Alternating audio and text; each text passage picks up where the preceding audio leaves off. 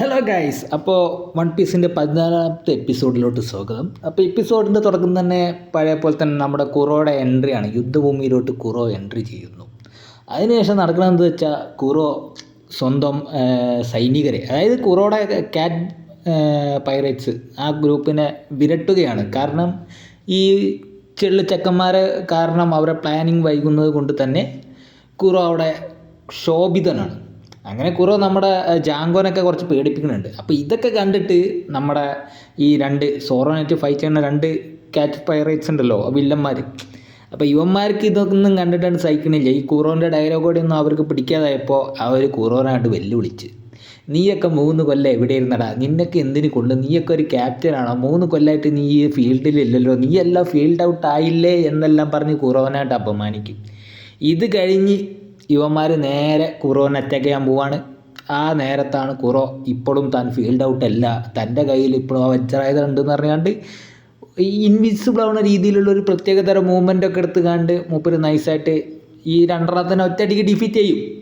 ഇത് കഴിഞ്ഞ് ഇങ്ങനെ 5 മിനിറ്റ് സമയം കൊടുക്കുകയാണ്. എന്തിന്? ഈ 5 മിനിറ്റിൽ ഈ ചെറുക്കന്മാരൊക്കെ ക്ലിയർ ചെയ്ത് കണ്ട് വില്ലേജ് ആക്രമിച്ച് കണ്ട് നമ്മുടെ പെൺകുട്ടീനെ കൊല്ലണം. ഇതിന് ടാർഗറ്റ് കൊടുക്കാം. അപ്പോൾ ഇതൊക്കെ കണ്ടപ്പോൾ തന്നെ കാറ്റ് പൈറേറ്റ്സിൻ്റെ പിള്ളേർ പേടിച്ച് നേരെ വീണ്ടും സോറോയിലോട്ട് തിരിയാണ്. സോറോ വേഴ്സസ് അവന്മാരായിരുന്നല്ലോ ഫൈറ്റ്. പക്ഷേ ഈ സമയമായപ്പോൾ തന്നെ നാമി സോറോയ്ക്ക് വേണ്ട ബാക്കപ്പ് കൊടുത്തു കഴിഞ്ഞു. സോറോയ്ക്ക് തൻ്റെ 2 സ്വോർഡ് കൊടുത്തു. ഇപ്പോൾ കയ്യിൽ 3 സ്വോർഡുമായിട്ട് സോറോ വളരെ കംഫർട്ടബിളാണ്. അപ്പോൾ ഈ കാറ്റ് പൈറേറ്റ്സ് പറയുന്നുണ്ട്, നിൻ്റെ അടുത്ത് ഒരു സ്വോർഡ് ഉണ്ടായിട്ട് തന്നെ നീ വലിയ ഉപയോഗമില്ല, പിന്നെ ഈ 3 ഉണ്ടായി കഴിഞ്ഞാൽ നീ എന്ത് ചെയ്യും എന്നെല്ലാം പറഞ്ഞ് സോറോയെ അവിടെ കളിയാക്കും.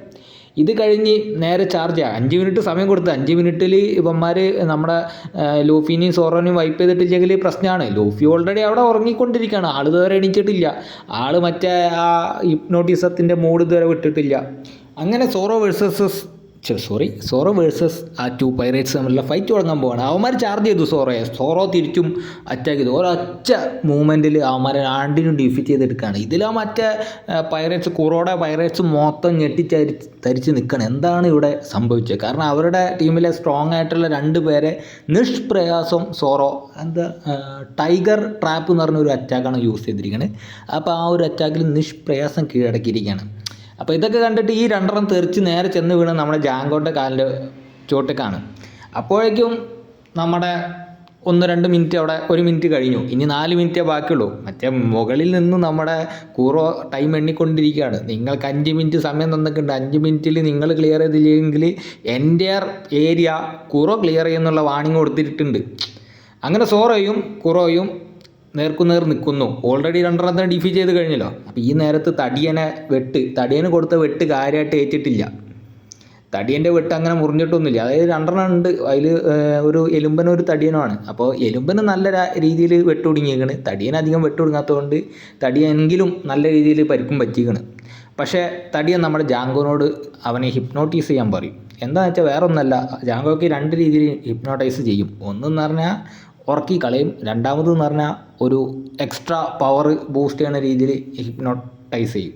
അപ്പോൾ ഈ സാധനം തൻ്റെ ശരീരത്തിൽ ഉപയോഗിക്കാൻ വേണ്ടിയിട്ടാണ് മറ്റേ തടിയൻ പറയണത്. അങ്ങനെ നമ്മുടെ ജാങ്കോ തടിയനെ ഹിപ്നോട്ടൈസ് ചെയ്ത് കണ്ട് തടീൻ്റെ പുറത്തെ മസിൽസൊക്കെ കണ്ട് വലുതായിട്ട് തടി ഒരു ഭീമനായിട്ട് മാറി. ഇപ്പോൾ ഒരു തടിയൻ വലിയൊരു ടാങ്കാണ്. അങ്ങനെ ആ തടിയൻ അവിടെ നിൽക്കുന്നുണ്ട്. അതിൻ്റെ മുകളിൽ സോറോ ഉണ്ട്, അതിൻ്റെ മുകളിൽ കൂറോ ഉണ്ട്. അങ്ങനെ ഒരു ഓർഡറിലാണ് നിൽക്കുന്നത്. പക്ഷേ ഈ ഒരു ഹിപ്നോട്ടൈസ് ചെയ്യുന്ന സമയത്തിൻ്റെ ഉള്ളിൽ നാമി ഹിപ്നോട്ടൈസ് ചെയ്ത് ഓൾറെഡി തടിയനെ സ്ട്രോങ് ആക്കി. അപ്പോൾ ഈ നാമിക്ക് അപകടം മനസ്സിലായി. കാരണം ഈ തടിയൻ്റെ നോർമലായിട്ടുള്ള ഒരു ഈറ്റിൽ തന്നെ സോറോൻ്റെ തല പോകേണ്ടായിരുന്നു. അജാതി പവറാണ് തടിയന്. അപ്പോൾ ഇപ്പോൾ ഓൾറെഡി ഹിപ്നോട്ടൈസ് ചെയ്ത് തടിയനെ വലിയൊരു മനുഷ്യനാക്കി. അതും പോരായിട്ട് ഓപ്പോസിറ്റ് മുകളിൽ കൂറോയും വെയിറ്റ് ചെയ്തിരിക്കുന്നുണ്ട്. കയ്യിൽ മറ്റേ നേക്കൊക്കെ ഇട്ട് കണ്ട് കൂറോയും അവിടെ കാത്തു നിൽക്കുന്നുണ്ട്. അപ്പോൾ നാമിക്ക് അപകടം മനസ്സിലായപ്പോൾ നാമി പെട്ടെന്ന് നമ്മുടെ ലൂഫിനെ വിളിച്ചുണർത്തണം. ലൂഫി ഇതുവരെ എണീറ്റിട്ടില്ല. ലൂഫി ശരിയായ ഉറക്കാണ് അവിടെ കിടന്നിട്ട്. അപ്പോൾ ലൂഫിനെ എണീപ്പിക്കാൻ വേണ്ടി നാമി ഓടിച്ചെല്ലും. അപ്പോൾ ഈ ഓടിച്ചെല്ലുന്ന ഓൾറെഡി നമ്മുടെ ജാങ്കോ കാണും. ജാങ്കോ നാമിനെ അറ്റാക്ക് ചെയ്യാൻ വേണ്ടിയിട്ട് റിങ് ത്രോ ചെയ്യും. അപ്പോഴാണ് റിങ്ങിൻ്റെ വേറെ ഉപയോഗം കണ്ടത്. ഇപ്പോൾ റിങ് 3 രീതിയിൽ ഉപയോഗിച്ചു. ഒന്ന് ഹിപ്നോട്ടൈസ് ചെയ്യാൻ, ഒന്ന് കഴിഞ്ഞ എപ്പിസോഡിൽ നാമിയുടെ ഷോൾഡറിന് അറ്റാക്ക് ചെയ്യാൻ വേണ്ടിയിട്ട്, മൂന്നാമത് ഇപ്പോൾ നാമിയുടെ നേരെ ത്രോ ചെയ്യുക. പക്ഷേ ഇത് ത്രോ ചെയ്യുമ്പോഴത്തിന് നാമി അവളുടെ ഹീൽ ചെരുപ്പ് കൊണ്ട് ലൂഫിയുടെ മുഖത്ത് ചവിട്ടിണ്ടാവും. കിടന്നുറങ്ങുന്ന ലൂഫിയുടെ മുഖത്ത് ഈ ചവിട്ടിൻ്റെ വേദന കൊണ്ട് ലൂഫി ഞെട്ടി എണീക്കും. അവിടെ തന്നെ നാമിയുടെ കാല് പിടിച്ചു വലിച്ച് അവളെ താഴെ ഇടും. പക്ഷെ അത് സത്യം പറഞ്ഞാൽ നാമിയെ രക്ഷപ്പെടാണ് ആ ഒരു കാല് പിടിച്ച് വലിക്കുന്നത്. കാരണം ഓൾറെഡി ആ റിങ് നാമീനെ ലക്ഷ്യമാക്കിയിട്ടാണ് വരുന്നത്. ആ ഒരു ഹിറ്റ് ചെയ്യുന്ന ഇൻസ്റ്റൻറ്റിലാണ് ലൂഫി പിടിച്ച് വലിച്ചിടുന്നത്. അതേപോലെ തന്നെ ലൂഫി എണീച്ച് നിൽക്കുമ്പോൾ നേരെ ലൂഫിയുടെ മുഖത്താണ് റിങ് വന്ന് കുടുങ്ങുക. ഈ ഒരു നേരത്ത് ലൂഫി നേരെ പുറകിലോട്ട് പോകുന്നൊരു സീനാണ്.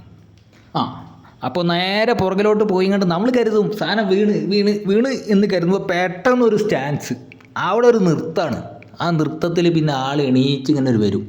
അപ്പോൾ എല്ലാവരും കരുതിയിരിക്കുന്നത് കാരണം ഈ റിങ് കൊണ്ട് ലൂഫിയുടെ ഭാഗ്യക്കേട് കൊണ്ട് ലൂഫി ചത്തു എന്നാണ് കരുതിയത്. പക്ഷേ ലൂഫി എണീച്ച് വരുന്നു നോക്കുമ്പോൾ എന്താ, ലൂഫി പല്ലിൽ കടിച്ചു പിടിച്ചേക്കാണ് റിങ്. അപ്പോൾ റിങ് കടിച്ചു പിടിച്ച് കണ്ട് കുറേ കടിച്ചു പൊട്ടിക്കില്ല. അപ്പോൾ അപ്പടൊക്കെ പൊടിക്കണ പോലെയാണ് ആ റിങ് ലൂഫി കടിച്ചു പൊട്ടിക്കണേ. അതിനുശേഷം ലൂഫി നാമിയും തമ്മിലുള്ള കുറച്ച് സംഭാഷണങ്ങൾ നടക്കുന്നത്. ഇത് കാരണം വേറെ ഒന്നുമല്ല, നാമിയുടെ ചവിട്ട് ഒടുക്കത്തെ വേദനയാണ്. അപ്പോൾ അതിൽ ആർത്ത് വിളിക്കുകയാണ് ലൂഫി, നീ എന്തിനാടി എന്നെ ചവിട്ടിയതെന്ന്. അപ്പോൾ നാമി പറയും, ഞാനൊന്നല്ല, അവന്മാരാണ് നിന്നെ പ്രലോഭിപ്പിച്ചതെന്ന് പറയും. അത് കഴിഞ്ഞപ്പോൾ നാമി കുഴഞ്ഞു വീണ്. കാരണം നാമി ഓൾറെഡി ഷോൾഡറിന് ഹിറ്റ് പറ്റി നല്ല രീതിയിൽ പരിക്ക് വെച്ചിരുന്ന നാമിക്ക്. അപ്പോൾ നാമി നേരെ വീഴാം. അപ്പോൾ ലൂഫി വിഷമത്തിൽ, നാമി നിനക്ക് എന്ത് പറ്റി, ആരാ നിന്നെ അങ്ങനെ ഉപദ്രവിച്ചതെന്നെല്ലാം ചോദിക്കുന്നുണ്ട്. അപ്പോൾ നാമി പറയും, ആ കടൽ കൊള്ളക്കാരെ ഒരിക്കലും വിജയിക്കാൻ സമ്മതിക്കരുത്, അതായത് ഈ യുദ്ധത്തിൽ അവരൊരിക്കലും വിജയിക്കരുത് എന്ന് പറഞ്ഞിട്ട് ലൂഫിനോട് പറയാം. എന്നിട്ടൊരു രസകരമായൊരു സംഭവം പറഞ്ഞാൽ, എൻ്റെ നിധി നീ പ്രൊട്ടക്റ്റ് ചെയ്യണമെന്ന് പറഞ്ഞു കൊണ്ടാണ് ലൂഫിന് വിടുന്നത്. നമ്മളൊക്കെ കരുതും ചിലപ്പോൾ ഈ നാമിക്ക് വില്ലേജുകാരോടുള്ള സ്നേഹം മൂത്തിട്ടായിരിക്കും അവൾ ഈ കടൽ കൊള്ളക്കാരെ ഡിഫീറ്റ് ചെയ്യാൻ പറയണത്. പക്ഷേ സംഗതി ഒന്നുമല്ല, കടൽ കൊള്ളക്കാർ അവളുടെ നിധി കട്ടു. ഇത് അവൾക്ക് സഹിക്കണേലും അപ്പുറമാണ്. നാമിയുടെ നിധി തൊട്ടാൽ തീർന്ന്.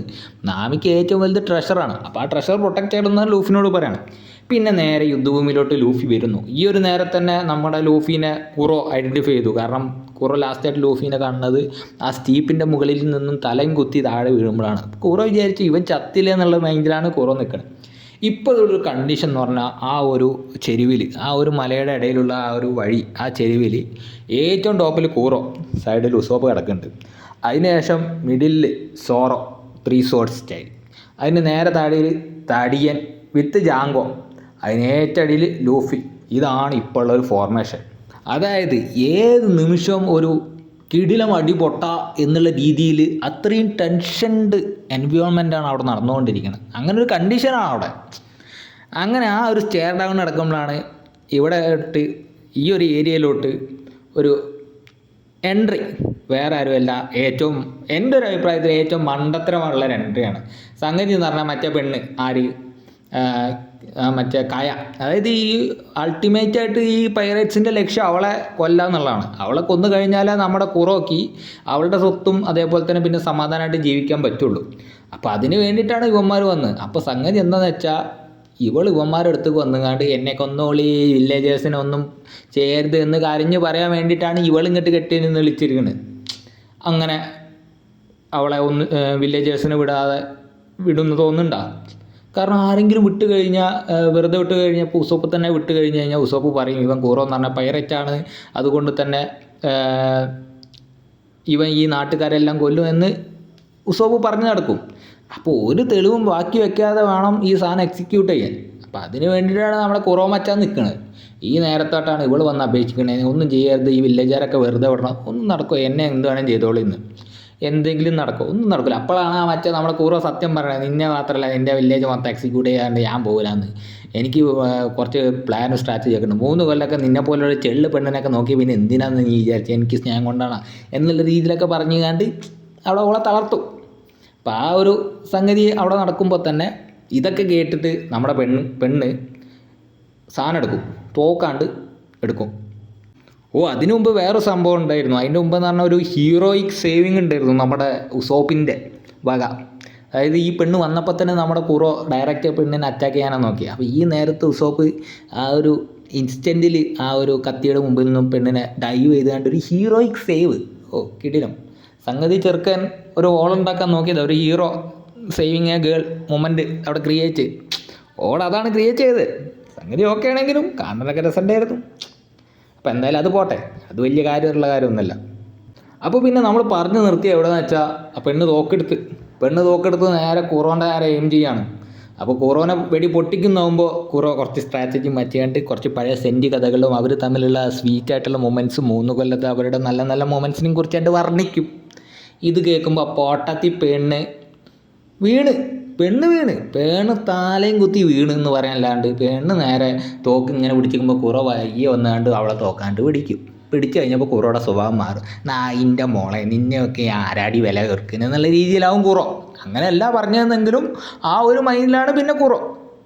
അപ്പോൾ അത് കഴിഞ്ഞ ശേഷം ഈ തോക്ക് വാങ്ങി കുറോ താഴെ ഇടും. ഈ പെണ്ണിനെ പിന്നും പറയും നിന്നെയും കൊല്ലും, നിൻ്റെ വില്ലേജേഴ്സിനെ എല്ലാം കൊല്ലും, നിൻ്റെ സ്വത്തും കൊണ്ടുപോകും, എല്ലാവരും കൊല്ലും എന്ന് പറഞ്ഞാണ്ട് കുറോ നിൽക്കുമ്പോൾ ഈ തോക്ക് നേരെ ചെന്ന് വീണ് നമ്മുടെ ഉസോപ്പിൻ്റെ അടുത്താണ്. കാരണം ഉസോപ്പിന് ഇനിയിപ്പോൾ ഈ പെണ്ണിനെ രക്ഷിക്കണം. ഉസോപ്പിന് അത്ര ഇഷ്ടമാണ് പെൺകുട്ടീനെ, വേറെ കാര്യം. അങ്ങനെ ഈ പെൺകുട്ടീനോട് ഓടാൻ പറഞ്ഞാണ്ട് ഉസോപ്പ് തോക്ക് നേരെ നമ്മുടെ കുറോൻ്റെ നേരെ ചൂണ്ടിപ്പിടിക്കുകയാണ്. ഈ ചൂണ്ടിപ്പിടിക്കുമ്പോൾ തന്നെ ഉസോപ്പ് ഫയർ ചെയ്യും. ഉസോപ്പിന് പിന്നെ ഈ പെൺകുട്ടീനെ പോലെ അങ്ങനെയൊന്നുമില്ല. പക്ഷേ വേറെ സംഗതി തന്നെ ഫയർ മിസ്സാവും. കാരണം ഈ കുറോ വീണ്ടും ആ ഒരു വൃത്തികെട്ട മൂവ്മെൻ്റ് ഉണ്ട്. ഒരു കാലിങ്ങനെ ചക്ക് ചക്ക് ചക്ക് ചക്ക് എന്ന് പറഞ്ഞിട്ട് കാല് ഡാൻസൊക്കെ കളിക്കണ പോലെയാണ് ആളെ മൂവ്മെൻറ്റ്. അത് ഇടുമ്പോൾ നൈസായിട്ട് ആ ബുള്ളറ്റിൽ നിന്നും ഡോഡ്ജ് ചെയ്ത് കണ്ട് നേരെ ഉസോപ്പിൻ്റെ ബാക്കിലെത്തും ആൾ. എന്നിട്ട് അവൻ്റെ ആ ഫിംഗറിൻ്റെ ഉള്ളിൽ ഉസോപ്പിൻ്റെ തല വരും. അതായത് കയ്യിൽ നഖത്തിന് പകരം മൊത്തം വാളാണ് ആളെ. അപ്പോൾ അതിൻ്റെ ഉള്ളിൽ ആളെ തല വരും, ഉസോപ്പിൻ്റെ തല വരും. എന്നിട്ട് ഉസോപ്പിന് ഒരു വാണിങ് കൊടുക്കുകയാണ്. നീ എല്ലട മാറി കുറച്ച് നേരത്തെ കുറച്ച് മുമ്പേ കുറച്ച് ദിവസത്തെ എപ്പിസോഡിന് മുമ്പേ എൻ്റെ മുഖത്ത് സർവ്വശക്തി എടുത്ത് അടിച്ചത് അതിൻ്റെ പാടൊക്കെ ഉസോപ്പിന് കാണിച്ചു കൊടുത്തുകൊണ്ട് പറയും നിന്നെ ഞാൻ കൊല്ലും എടാ ഇന്ന്, നിനക്ക് ഇത്ര അഹങ്കാരമായോ, നീ ക്യാപ്റ്റൻ കുറോനെയാണ് അടിച്ചതെന്നെല്ലാം പറഞ്ഞുകൊണ്ട് അവൻ്റെ ആ ഒരു അടിക്കുള്ള പ്രതികാരം വീട്ടാൻ നിൽക്കുമ്പോൾ സഡൻലി ആണത് സംഭവിക്കുന്നത്. വേറൊന്നുമല്ല, പെട്ടെന്ന് ഒരു കൈ വന്നുകാണ്ട്, അതായത് ഉസോപ്പിനെ അങ്ങനെ പിടിച്ചു വെച്ചിരിക്കുകയാണ് മറ്റേ ആ നഖത്തിൻ്റെ ഉള്ളിൽ. അപ്പോൾ ആ തല അങ്ങനെ മൂടിയിരിക്കുകയാണ്. പെട്ടെന്നൊരു കൈ വന്നുകാണ്ട് നമ്മുടെ കുറോൻ്റെ മുഖത്ത് ഇടിച്ചാണ്ട് കുറോണ്ട് തെറിച്ച് വീണാം. അപ്പോൾ നമുക്ക് ആ റബ്ബർ നീണ്ടു വലിഞ്ഞു വരുന്ന കൈ കാണുമ്പോൾ തന്നെ നമുക്ക് ആളെ പിടി കിട്ടും. വേറെ ആരുമല്ല, നമ്മുടെ ഈ സ്റ്റീപ്പിൻ്റെ ഏറ്റവും ലാസ്റ്റായി നിൽക്കണ നമ്മുടെ ലൂഫി അറ്റാക്ക് ചെയ്തിരിക്കുകയാണ് കുറോൻ്റെ. ഇത്രയും നേരം അത്രയും വീരശൂര പരാക്രമം എല്ലാം കാണിച്ച കുറോ അവിടെ ഫോളായിരിക്കുകയാണ്. അതായത് കുറോയുടെ വീരപരാക്രമം എന്തൊക്കെയാണെന്ന് വെച്ചാൽ, ഫസ്റ്റ് തുടക്കത്തിൽ തന്നെ ആ 2 vs 1 ആ 2 പൈററ്റ്സിനെ വെച്ച് 1 നടത്തിയതിൻ്റെ എല്ലാവരും ഇടയിൽ വലിയൊരു ഭീതി പരത്തി. അപ്പം ഇങ്ങനെയുള്ളവരാണ് ലൂഫി ഒരൊറ്റയടിക്ക് അടിച്ചിട്ടിരിക്കുന്നത്. അടിച്ചിട്ടവും പോരായിട്ട് കുറോ ഒരു ഡയലോഗ് എന്ന് പറഞ്ഞാൽ കുറോ ഓൾറെഡി പറഞ്ഞല്ലോ, നീ എൻ്റെ മുഖത്തടിച്ചതിന് നീ പ്രതികാരം വിട്ടും ഞാനിങ്ങനെ ഭയങ്കരമായിട്ട് ഇങ്ങനെ വിഷം ഉള്ളിൽ കൊണ്ടു നടക്കുന്നത് ജീവിയാന്നെല്ലാം കുറോ പറഞ്ഞു. അപ്പോൾ അതിന് പ്രതികാരമായിട്ട് അതിന് മറുപടിയായിട്ട് ലൂഫി പറയാം, അവ ഒന്നല്ല അടിച്ചുള്ളൂ, ഞാനും ഇതാ ഒന്ന് തന്നിരിക്കണം, ഇനിയും കുറയണം നിനക്ക് കിട്ടും, അപ്പോൾ അതിനുള്ള പ്രതികാരം എല്ലാം കൂട്ടി വെച്ചൊന്ന് ലൂഫി പറഞ്ഞാണ് കൊടുക്കുന്നത്. അപ്പോൾ അതോടുകൂടി എപ്പിസോഡ് 13, 14 അവിടെ എൻഡ് ആവാണ് ഗൈസ്. സോ ഇത്രയേ ഉള്ളൂ ഈ episode. See you in next video. Okay, good night.